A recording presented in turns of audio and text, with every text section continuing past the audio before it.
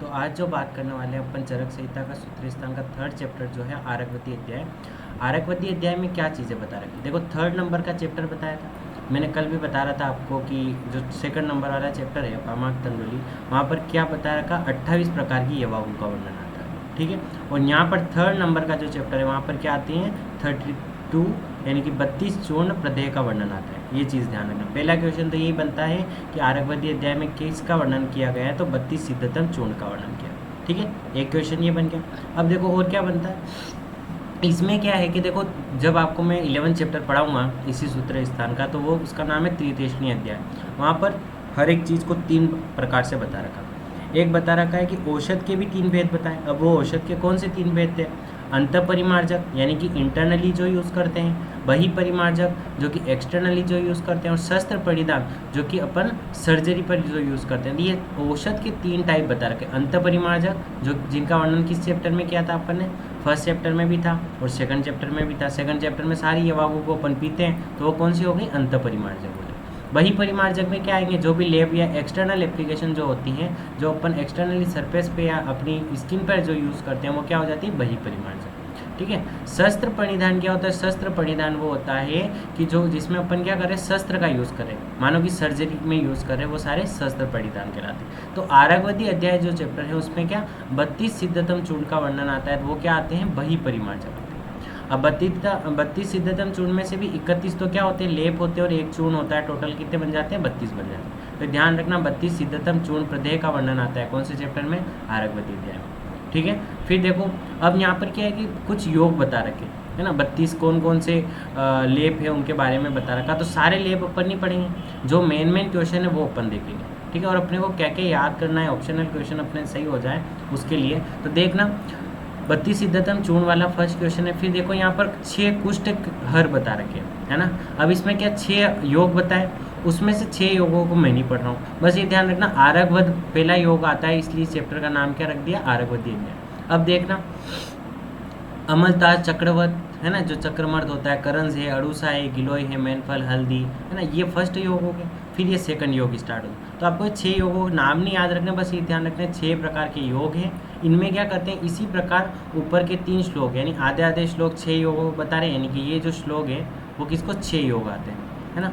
6 योग में से क्या बता रहा है कि इन्हें अलग अलग गोपित क्या थी, गोरोचन जिसको बोला था, जो गाय की गोल ब्लेडर स्टोन होती है उसको क्या बोलते हैं, गोरोचन। तो गोरोचन के द्रव से भावित करके या गोरोचन को पुनः पीसकर सरसों को तेल मिलाकर चूर्ण का घर्षण करने के लिए, प्रदेय के लिए यानी कि जो लेप बनाते हैं अपन, उसके लिए चिकित्सक वर्ग का इसका प्रयोग करना चाहिए। उपयुक्त योगों का प्रयोग कृच्च साध्य कुष्ठ में किया जाता है। मीन्स जो भी कृच्च साध्य जो कठिनता से सही होने वाले हैं उन डिजीज़ों में, या कुष्ठ जो होता है उसमें, जैसे किलास ले लो, कुष्ठ माने स्किन डिसऑर्डर है ना, कुछ लिख रखा है, इसको कुष्ठ कर देना, ठीक है।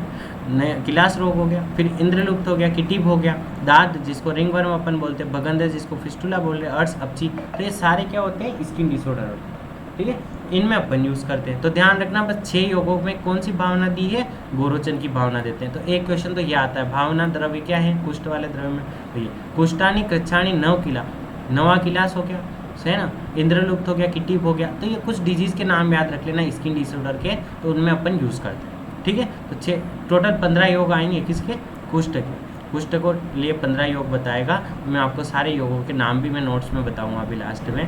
तो देखो ये 6 योग वाला हो गया। अब चलते हैं अपन 7वां योग कौन सा है, तो कुष्ठ आदि लेप करके आता है। कुष्ठ आदि लेप में देखो यहाँ पर विमर्श में देखते हैं अपन ऊपर इसी श्लोक के, यहाँ प्रलेप और प्रदेय बता रखा। ये प्रलेप प्रदेय क्या होते हैं, दोनों अलग होते हैं। सुश्रुत ने जो लेप के भेद बताए वो 3 बताए, है ना। क्या क्या बताए, लेप के 3 भेद, प्रलेप, प्रदेय और आलेप। ध्यान रखना प्रलेप, प्रदेय और आलेप, सुश्रुत ने 3 भेद बताए किसके, लेप के, ठीक है। इतना सा याद हुआ। देन उसके बाद क्या ध्यान रखना, अपना कुष्ठ आदि लेप है। अब इस लेप में क्या करते हैं, कुष्ठ एक प्लांट भी होता है और कुष्ठ डिजीज को भी बोलते हैं, ध्यान रखना।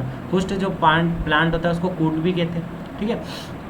इस कुष्ठ को हरिद्रा, सूरज, पटोल आदि करके, शिग्रू वगैरह जो भी है वो मिक्स करते हैं इक्वल क्वांटिटी में, और उसको क्या करते हैं, तक्र में पीसते हैं अपन, है ना। पहले तो गोरोचन की भावना दे रहे थे, सरसों का तेल मिला रहे थे। तो सरसों का तेल मिलाने के लिए ध्यान रखना, बहुत जो भी आप स्किन डिसऑर्डर देखते हो, जैसे अर्टिकेरिया अपन देखते हैं, जिसमें क्या होती है, खुजली चलती है और क्या बन जाते हैं, रेशेस बन जाते हैं, उसमें भी अपन क्या यूज़ करते हैं, सरसों के तेल में नमक मिलाकर उसको पूरे शरीर पर लेप करवाते हैं, तो तुरंत उसका अर्टिकेरिया का जो अटैक आता है तुरंत, जैसे कि वो बन जाते हैं पेचेस टाइप बन जाती हैं, वो स्ट्रक्चर तुरंत गायब हो जाती है सरसों के तेल से। उसमें थोड़ा बहुत कोई भी नमक मिला के उसका लेप करवाओ। तो इसीलिए क्या करा, पहले तो कुष्ठ आदि लेप में जो भी द्रव्य आ रहे थे उनको इक्वल क्वांटिटी में लिया और उसको तक्र में पीसा। छाछ में पीसने के बाद इसमें क्या करना है, शरीर पर सरसों का लेप का अभ्यंग करने के बाद उपयुक्त जो है, जो योग बनाया था छाछ में मिलाकर, उसको क्या करना, उपटन को लगाना। इससे क्या होता है, खुजली दूर होती है। अर्टिकेरिया में क्या होता है, खुजली होती है ना, पीड़का होती है, कोप।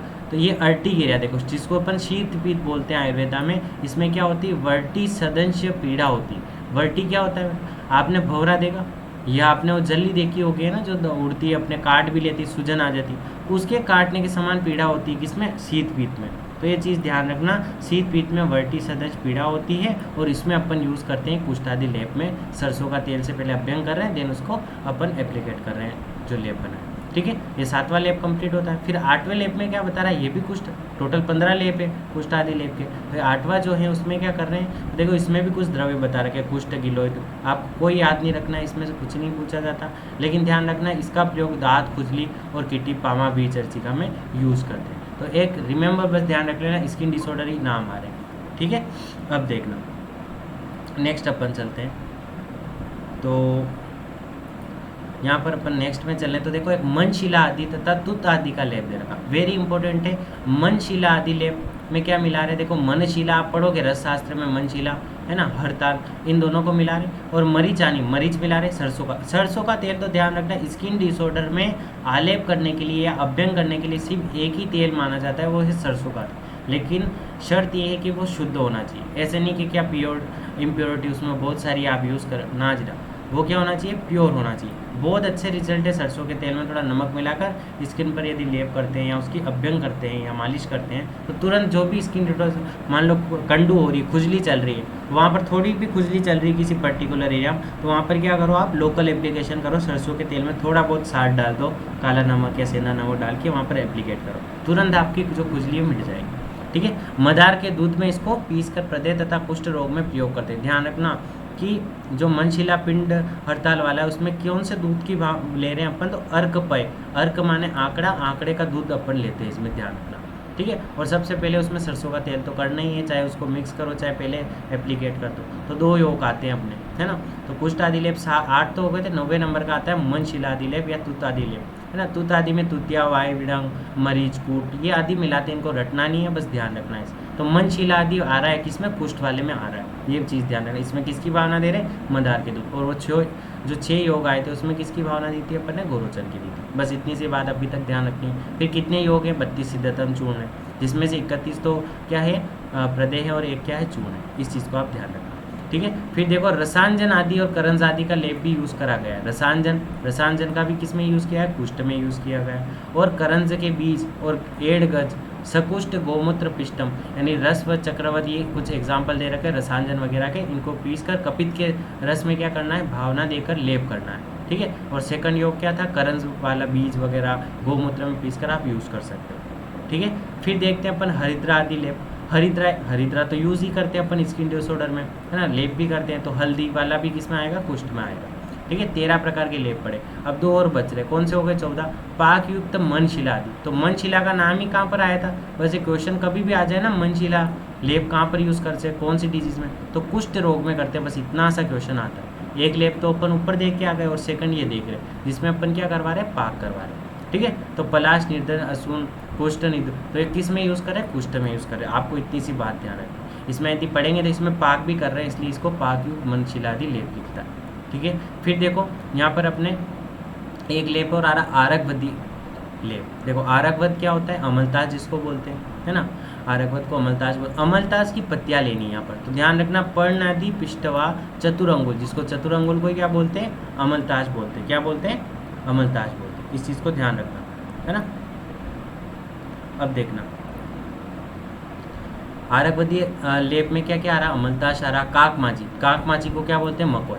ठीक है, तो काक माची की ताजी पत्तियाँ, 2 की लीप ली अपन ने, एक तो अमलताज जिसको आरकवद बोला, काक माची जिसको मकोय बोला। इनकी क्या लेनी है, ताज़ा पत्तियाँ लेनी, इनको कनेर की पत्ती को सब इक्वल क्वांटिटी में लेकर मट्ठा यानी छाछ में पीसकर उपटन तैयार करना। और रोगी अपने शरीर पर सरसों का तेल से अभ्यंग करने के बाद फिर क्या करना, उपटन का यूज़ करना। तो देखो खट्टी चीज़ को कब यूज़ करें, कटु रस होता है सरसों का तेल का, जानते हैं अपन, है ना, तो वो लेप कर रहे हैं। देन उसके बाद अपन अम्ल रस का वो करवा रहे लेप। तो ध्यान रखना पहले सरसों का तेल लगवाना, यदि छाछ का यदि यूज़ कर रहे हैं अपन एप्लीकेशन में, तो ध्यान रखना सरसों का तेल से पहले अभ्यंग करवा दो, देन उसके बाद अपन मट्टे या छाछ का उपटन लगाते हैं, है ना। कुष्ठ रोग में टोटल कितने हो जाते हैं, 15 योग यहाँ पर अपने कंप्लीट हो जाते हैं। ठीक है यहाँ तक। अब देखना सेकंड योग क्या आता है, कोल आदि लेप। कोल किसको बोलते हैं, बेर को बोलते हैं। तो बेर से स्टार्ट हो रहा है इसलिए इसका नाम क्या रख दिया, कोल आदि लेप। कुछ याद नहीं रखना, कोल कुलत वगैरह आते हैं इसमें। तो ये क्या करता है, किस में यूज़ कर रहे हैं, वात विकार को दूर करने में कर रहे हैं। ठीक है, तो ध्यान रखना कोल आदि लेप का वर्णन किस में आता है, वात विकार में आता है। बस इतनी सी बात याद रखनी और कुछ भी मत याद रखना इसमें। द्रव्य याद करने की कोशिश भी मत करना, नहीं तो होंगे ही नहीं। लेकिन एक बार पढ़ जरूर सकते हो ताकि आपको क्या एक आइडिया हो जाए। ठीक है, फिर जो वात विकार दो योग आए, एक तो फर्स्ट योग कोल आदि लेप आया और एक और कौन सा आता है, वात वादी हर लेप, है ना। इसमें भी व्याध व्याधि नाशक लेप आता है। इसमें क्या क्या यूज़ करते हैं, देखो आनूप आ गया, आनूप मतलब आनूप मांस, मत्स्य, है ना, वेशवार, इनको बनाकर अपन यूज़ करते हैं। तो ये क्या बनाता है, अनिलम प्रदेह, वात व्याधि को हरने वाला लेप कहलाता है। बस सिंपल चीज़ें याद रखनी है आपको। ठीक है, फिर एक और लेप दे रखा है, गंधवर की औषधियाँ तथा दशमूल की औषधियाँ क्या होती है, वात विकारों को नाश करने वाली होती है। तो ये 3 योग यहाँ पर वात व्याधि लेप बता दिया। अभी एक और आएगा देखना। अब नेक्स्ट जो है वो क्या है, देखो वेशवार क्या होता है, एक चीज़ तो ये ध्यान रखना, ये वर्ड आया था ना अभी वेशवार।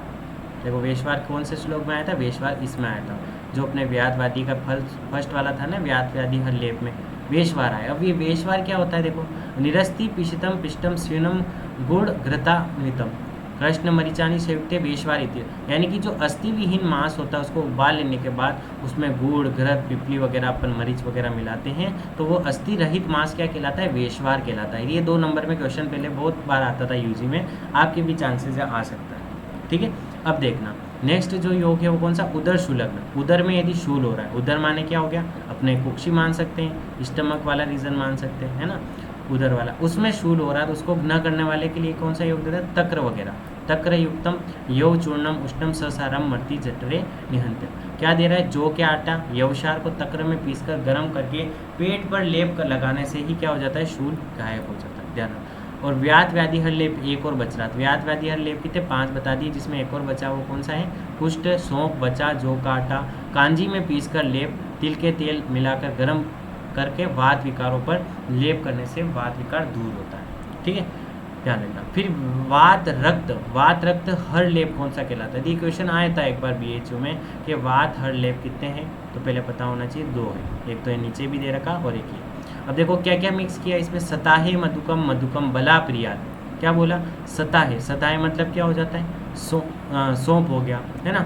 मधुकम मतलब मुलेठी हो गई, मधुकम बड़ा हुआ वाला क्या होता है, महुआ, जबकि छोटा हुआ आता है मधुकम में तो वो मुलेठी होती है। तो दोनों चीज़ मधुकम किस में ले रहे हैं, वात रक्त में ले रहे हैं। ध्यान रखना, वात रक्त हर लेप में मधुकम आया। ठीक है, तो ये मधुकम से आप श्लोक पहचान सकते हो किसमें आता है, वात रक्त हर में आता है, और ऐसे 2 लेप का आता है। ठीक है, इसको आप ध्यान रखना। देख अब समझते हैं अपन नेक्स्ट। अब देखो नेक्स्ट जो है, 2 मिनट रुकना है ना।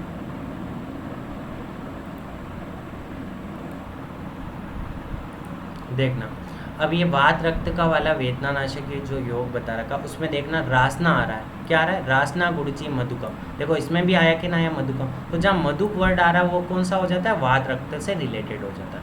वात रक्त में अपन लेते हैं जो हाइपर टेंशन होता है जिसमें बीपी बढ़ती है, उसको अपन वात रक्त समझते हैं। ठीक है, तो उसमें क्या लेते हैं, मधुकम, मुलेठी बहुत अच्छी होती है। तो ध्यान रखना, जहाँ मधुकम वर्ड आ जाए या मधुकम आ रहा है, मुलेठी आ रहा है या गुरुची आ रहा है, ये किससे रिलेटेड, वात रक्त वाला।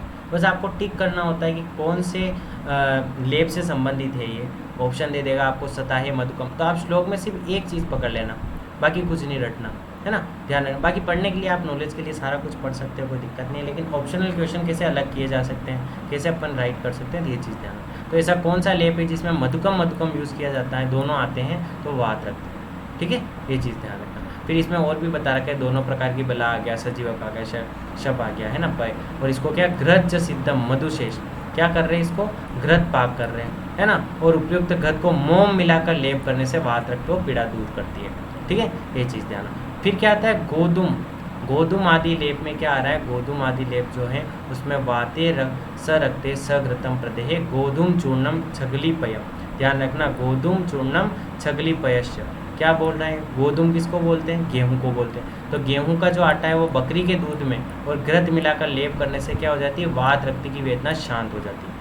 इस चीज़ को ध्यान इजी है। गोधूम चूर्णम छगली, छगली बोलते हैं बकरी, बकरी के दूध, पय मतलब दूध, दूध में मिलाकर यदि करते हैं अपन लेप तो गोधूम आदि लेप, जिसमें क्या हो जाए, वात रक्त की वेदना शांत हो जाती है। समझ में आ गया। फिर जो सेकंड लाइन है, नत उत्पलम, उत्पलम मतलब कमल, चंदन कुष्टम युक्तम शिरो रुजाय सघृतम प्रदेह।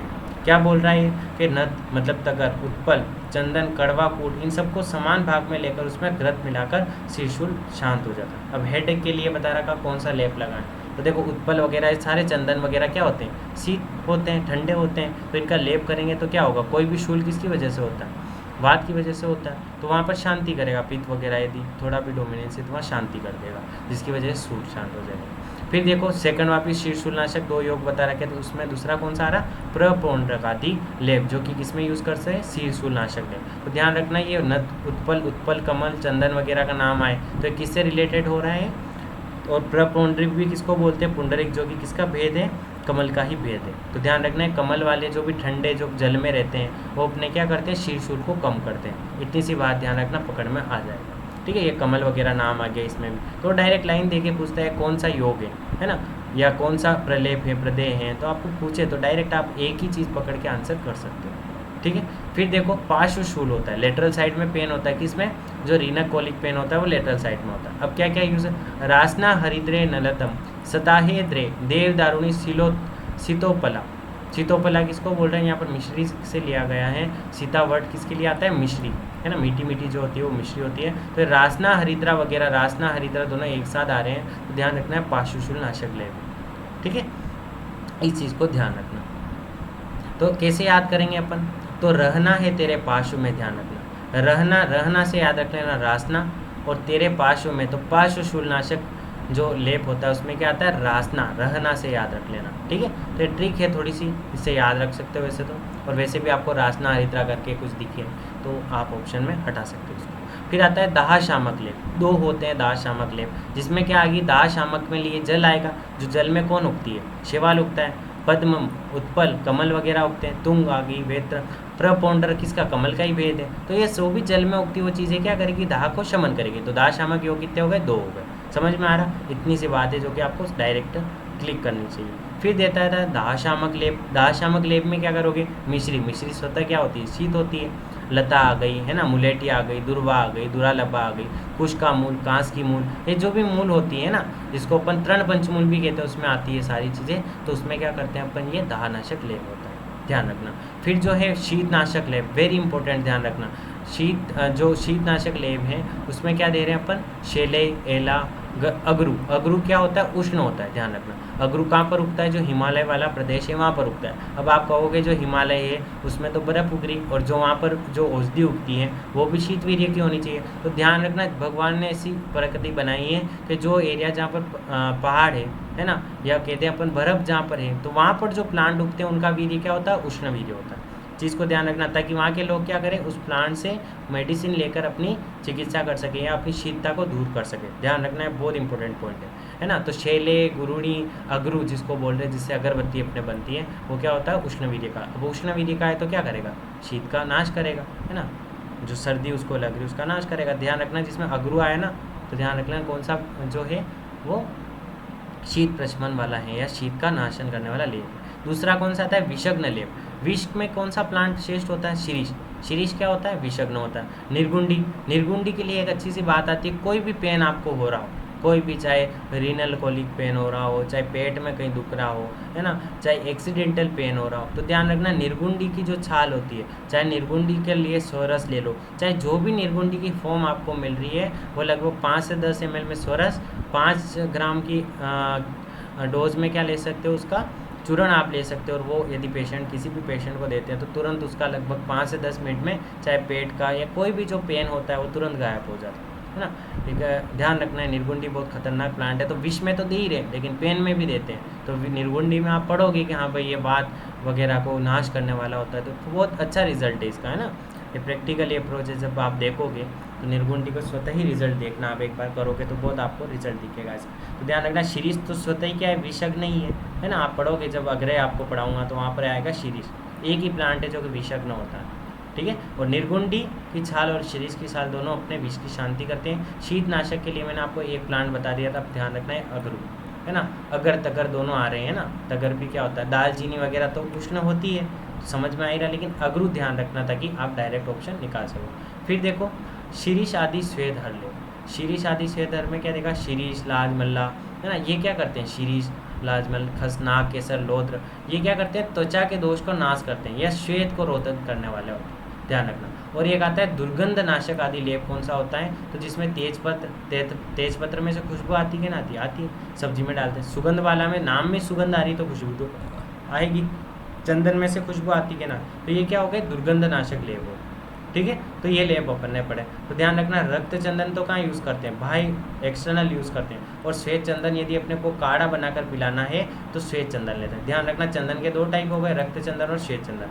जब अपने को यूज़ करना हो इंटरनल एप्लीकेशन के लिए तो अपन श्वेत चंदन लेते हैं, ध्यान रखना। और रक्त चंदन कहाँ लेते हैं, बाह्य के लिए। इस चीज़ को ध्यान रखना, भेषज कल्पना जब आप पढ़ोगे तो वहाँ पर ये चीज़ आएगी बार बार, ठीक है। अब देखो अपन ने क्या क्या पढ़ा, 32 चूर्ण पढ़े, 32 सिद्धतम चूर्ण पढ़े, जिसमें से 31 तो लेप थे और एक चूर्ण था, ठीक है। अब कौन कौन से कुष्ठनाशक के कितने योग थे, 15 थे, जिसमें से अपन ने 6 में क्या मिलाया था, गोरोचन मिलाया था। वात विकार के कितने थे, 4 थे। वात रक्तनाशक कितने थे, 3 थे। दाह शामक कितने थे, 2 थे। शीर्षूलनाशक कितने थे, 2 थे। तो देखो दाह शामक और शीर्षूलनाशक ये 2 हो गए, ठीक है। वात रक्त वाले कितने हो गए, 3 हो गए। वात विकार वाले 4 हो गए। अब देखना सब एक एक चलेंगे, बस इनको ध्यान रख लो, है ना, कि कुष्ठनाशक एक तो ये इंपॉर्टेंट है, कितने योग बता रखे उस चूर्ण प्रदेय में, तो 15 है, ठीक है। फिर देखो एक एक वाले हैं सारे। उदर शूलनाशक एक होता है, पार्श्वशूलनाशक एक होता है, शीतनाशक दुर्गंधनाशक एक होता है, विषग्न लेप होता है, सेधर लेप एक होता है। तो टोटल कितने हो जाते हैं, 32 हो जाते हैं। अब कौन कौन से अपन ने पढ़े थे, देखो कुष्ठनाशक लेप जो हैं उसमें षट सिद्ध चूर्ण में अपन ने क्या मिलाया था, गोरोचन की भावना दी थी, और सरसों के तेल से पहले मालिश करके फिर अपन ने इसको एप्लीकेट किया। फिर आता आरकवत आदि लेप आया था, मनशिला आदि लेप, पाक युक्त मनशिला आदि लेप आया, तुत आदि लेप, हरिद्र आदि, रसांजन आदि, करंज आदि, कुष्ठ आदि लेप आए थे 2, और वात विकार नाशक ये कुष्ठ आदि। यहाँ तक कौन से थे अपने, कुष्ठ से रिलेटेड। अब कौन सा आता है, वात विकार नाशक लेप एक था जिसमें कोल आदि लेप लिया था। ऐसे ही कौन से आए थे वात विकार नाशक में, गंध वर्ण दशमूल आदि जो मांस ने वगैरह मिला के लिया था। कुष्ठ सतावा जिसमें सतावरी आ रही थी, सवचाई आ रहे थे, है ना। और कौन सा आ रहा, आनु पशु पक्षी वगैरह की मछली का वेशवार बनाकर यूज़ किया था, किसमें यूज़ किया था, वात विकार नाशक, ठीक है।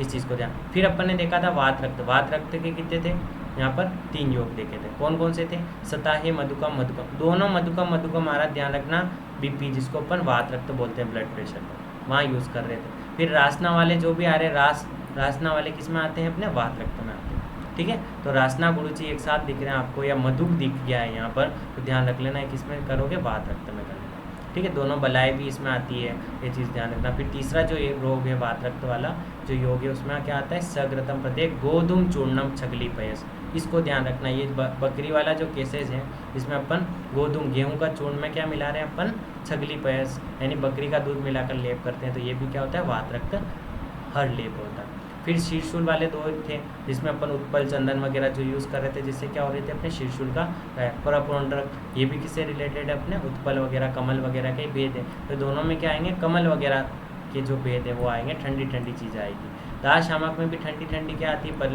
पद उत्पल वगैरह, ये एक साथ नहीं देंगे, ध्यान रखना एक ही आएगा, इसलिए कमल वगैरह के जो भी भेद है उसमें आप दाह शामक भी देख सकते हो और शीर्षूल भी देख सकते हो, ठीक है। इसमें भी आरा नाल कमल की प्रजातियाँ ये सारी। फिर देखना उदर शूलनाशक था, उदर शूल में क्या लिया था, तक्र लिया था अपन, यह चूर्ण है ना, और शशार वगैरह अपन ने यूज़ करके तक्र में मिलाकर लेप किया था। पार्श्वशूल में क्या, रासना हरिद्रा, रहना है तेरे पार्श्व में, रासना से याद रखा था, रहना मतलब रासना हरिद्रा दोनों एक साथ आती है, तो पार्श्वशूलनाशक, ठीक है। फिर शीतोपला मिश्री भी आ रही इसमें, ये दोनों चीज़ों को ध्यान रखोगे, रासना हरिद्रा शीतोपला, तो ये दोनों किसमें आती है, अपने पार्श्वशूल। शीतनाशक लेप में देखे तो क्या बताया था, अगरू देखा था अपन, है गुरुड़ी नहीं है, अगरू है, ध्यान रखना, अगरू, और इधर तक दिख जाएगा तगर, है ना। बाकी ये रासना वगैरह भी आ गई, तो अपने अगरू ध्यान में रखना, शीतनाशक होता है। विषग्न के लिए शीरीष और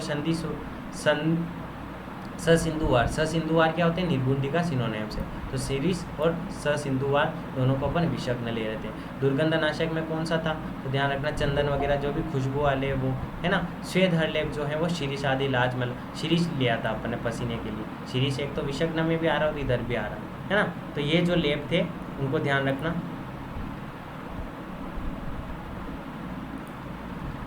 ठीक है, तो ये जो लेप अपन देख रहे हैं उसमें क्या क्या चीज़ें ध्यान रखनी थी, स्वेदहर लेप, उसमें शीरीष लाज मतलब हेम लोत्र नाक केसर, तो ये पसीनों को दूर करेगा। तो ये बस ये एक लाइन याद रखना आप, देखो इसमें ये इंपॉर्टेंट भी है, कई बार पूछ लेता है। क्या चीज़ ध्यान रखनी है आपको, जो ये दुर्गंध नाशक है उसमें सारे खुशबू वाली चीज़ें आएगी, है ना। कौन कौन सी, आपने तेज पत्र देखा होगा जो दाल बनाते हैं अपन उसमें डालते हैं, सुगंध वाला देखते हैं, है ना, खुशबू आती, चंदन में से वैसे आती। तो ये जो एग्जाम्पल देख रहे हो आप इसमें दे रखे हैं, तो वो क्या है, दुर्गंधनाशक लेप में वो डायरेक्ट क्वेश्चन देगा दुर्गंधनाशक लेप में से कौन कौन से पदार्थ द्रव्य लिए गए। तो आपको एक आइडिया होना चाहिए, बेसिकली रटना नहीं, बस आइडिया, एक बार पढ़ लो, दो रिविज़न कर लो, एक बार बस याद हो जाएगा, जितना याद होना है हो जाएगा। फिर देखो शीरीष आदि लेप जो था वो क्या था, त्वक दोषनाशक, यह श्वेत जो पसीना आता है उसको रोधक करने वाला। क्या क्या लेते हो आप, शीरीष ले रहे हो, नाक केसर लो, ये सारी चीज़ें आप इसमें ले रहे हो। फिर देखना विष के लिए शीरीष और निर्गुंडी दो ही चीज़ें आती है, और कई बार क्वेश्चन यहाँ से रिपीट होते हैं विषग्न लेप है, क्योंकि इसी ये दो ही चीज़ आ रही है, निर्गुंडी और शीरीष। शीतनाशक में क्या था, तगर वगैरह, ये ध्यान रखना, तगर अगरू बताया था मैंने, है ना। और तगर, दालचीनी क्या होती है, उष्ण होती है, ध्यान रखना, उष्ण इसीलिए शीतनाशक है, ठीक है। और ये वाला जो अगरू वाला बताया था वो कौन सा था, अपने शीत का नाश करने वाला, वो विषग्न वाले में शीरीष आता है, ये ससिंधुवार, ठीक है। बाकी आपको मैंने सारा कुछ पढ़ा दिया। तो ये यहाँ तक जो